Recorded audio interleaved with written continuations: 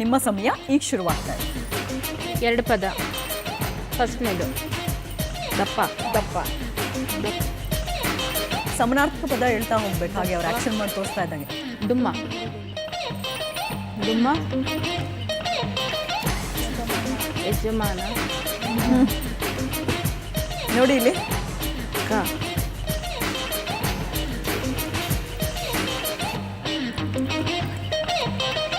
ದೊಡ್ಡ. ಕ. ಕ. ಎರಡನೇ ಪದ. ಕ ಎರಡನೇ ಅಕ್ಷರ. ಮೂರನೇ ಪದ. ಕು.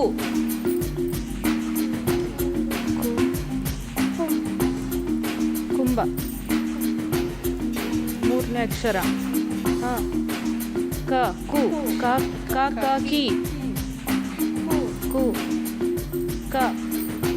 ಕ. ಕ. ಘ. ಘ. ಘು. ಗುಂಡು.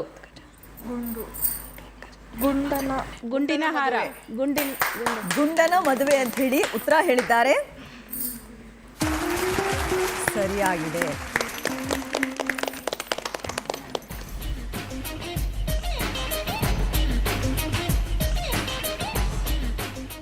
ಸರಿನಾ? ನಿಮ್ಮ ಸಮಯ ಈಗ ಶುರುವಾಗ್ತಾ ಇದೆ.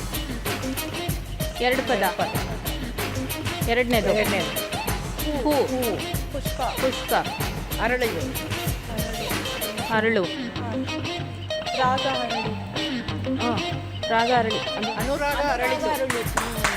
ಅನುರಾಗ ಅರಳಿತು ಅಂತ ಹೇಳಿ ಉತ್ತರ ಕೊಟ್ಟಿದ್ದಾರೆ. ಉತ್ತರ ಸರಿಯಾಗಿದೆ. ಮೂರನೇ ಪ್ರಶ್ನೆ.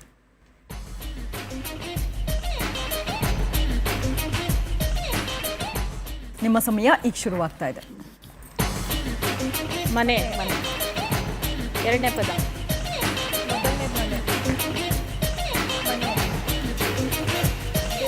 ದೇವರ ಮನೆ. ಮಂಟಪ.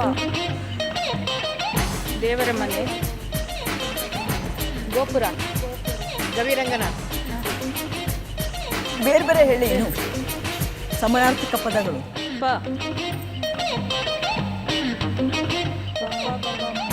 ಮ. ಮನೆಯ ಮಂತ್ರಾಲಯ. ಮನೆಯ ಮಂತ್ರಾಲಯ.